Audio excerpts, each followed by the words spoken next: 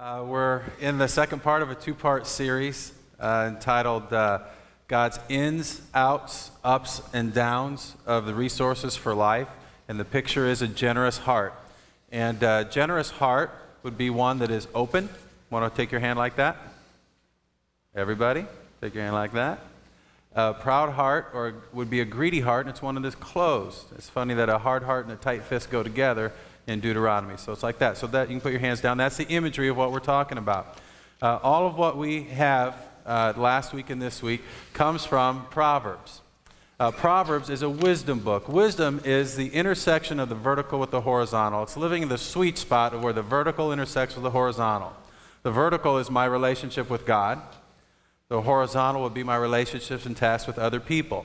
So it's God's righteousness or God's heart vertically being made sticky to my circumstances, to the people and the relationships, the tasks around me. It's how to make sense of my relationship with God with my circumstances. It's what we all really need. Proverbs means generally true most of the time. Generally true most of the time, we're either going to be on the wise side of the equation or the foolish side of the equation.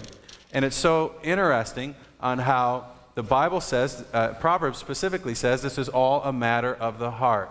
Just like there are four chambers of the human heart, physical heart, there are four chambers of the spiritual heart, I think, by a biblical definition. And that would be my mind, or my thoughts, my will, or my choices.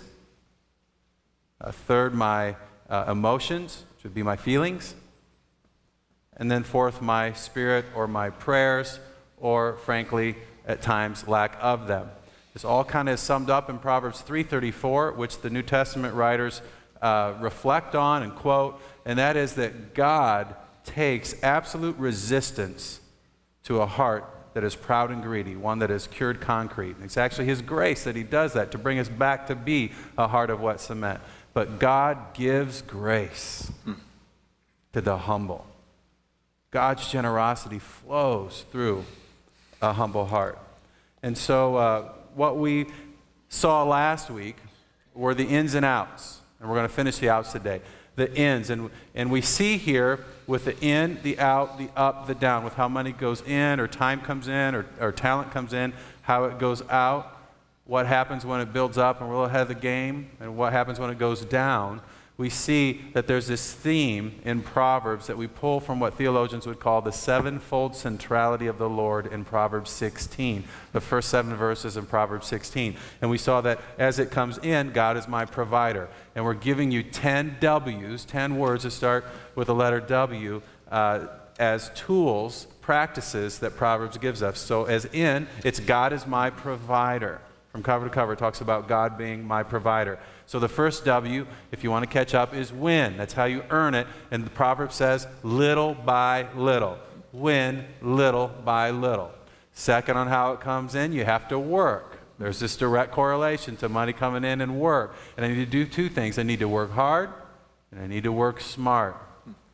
And third, weigh relationships greater than remuneration. Relationships heavier than remuneration. People more important than profit. And then we see how it goes out. How it goes out is that God is my passion. That as resources, as the three resources of life, time, talent, and treasures, flow out of my life, that they should reflect God is my passion. And the first W under out was wave. And that means to give, W-A-I-V-E, to wave, to give. And Proverbs talks about giving in three directions. Give to God, give to the poor, and give to your children. And I think last time here we got through give to God, and I think we're ready for give to the poor. Give to the poor. That's right. Would you look at Proverbs 19? Giving to the poor, part of God's design. We believe the Scriptures teach it and communicate it clearly. Part of God's design for us reflecting the passion or the heart of God as resources make their way out of our lives is giving to the poor. Proverbs 19, would you look at Proverbs 19 verse 17. One who is, you can see it right there, one who is gracious to a poor man lends to the Lord, and He will repay him, the Lord will, and He will repay him, the one who was gracious, for his good deed. Proverbs 19:17. Look over at, if you will, look at Proverbs 21:13. Proverbs 21:13. He who shuts his ear to the cry of the poor, he who shuts his ear, he who ignores, he who turns his back on. Many of you, including me, in the room this morning have done this. And I'm going to ask you why in just a moment, but finish up verse 13. He who shuts his ear to the cry of the poor will also cry himself and not be answered. And not be answered. Why do we do that? Why would it be, and I won't speak for all of you, there might be many of you in the room who have come a long way down this road, and maybe that's not the response of your heart. Maybe that's not your first inclination. Why is it my first inclination still at times? I'm thankful God's been, I think, growing my heart in this in recent years, but why do I want to walk the other way? Why when I'm in Chicago? Why when I'm in New York? Why when I'm in Fort Wayne? And I come across a needy, desperate person. Why do I want to walk the other way? And I would invite you just to think that through. I would invite you to answer that question. For those of you whom it applies to in the room, what is it that goes on in your heart?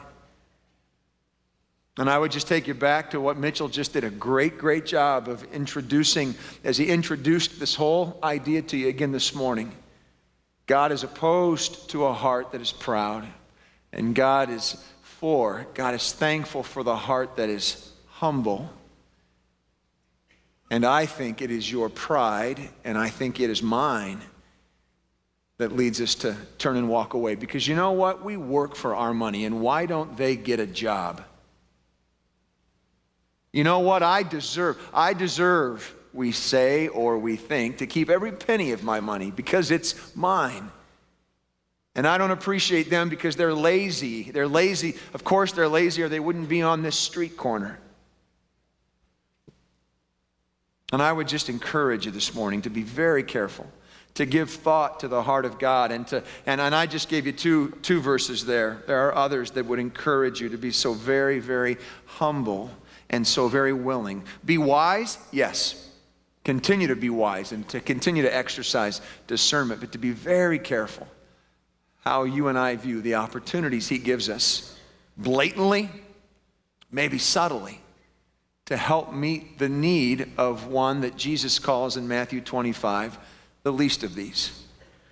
And yeah, you know what? You and I can go down the road on why they're hungry, or why they're cold, or why they don't have any clothes, or why they're thirsty, or why they're unemployed. There's probably a lot we could talk about and think about there, but oftentimes that talking and thinking is just an excuse for me to not share, to not give, to not be gracious, to not be humble.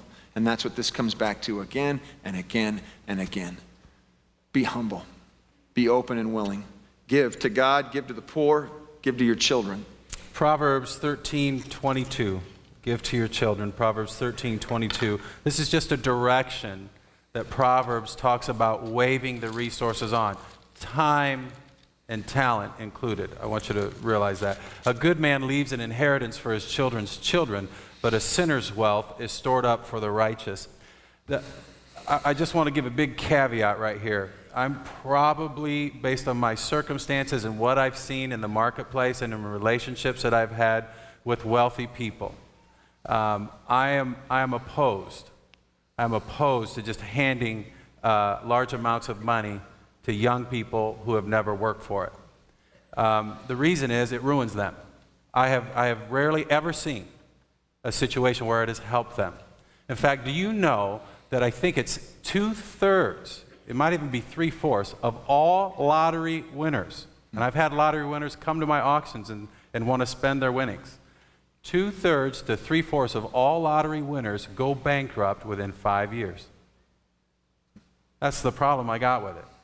But what I think Proverbs is saying is that there's 3 resources in life, and it's time, talent, and treasures. And the only way this gets passed on is through wisdom, to teach your children the reality, how to live in the sweet spot of where the vertical intersects with the horizontal. So they do everything that we've talked about and how it comes in, so they would win little by little, work hard and work smart, so that they would weigh the relationships greater than remuneration, so that they would wave it in three directions, to God, to the poor, and to their children through wisdom, that would be the pathway, that would be the vehicle on how that's done. Because wisdom, as we'll see, is more desirable than any wealth.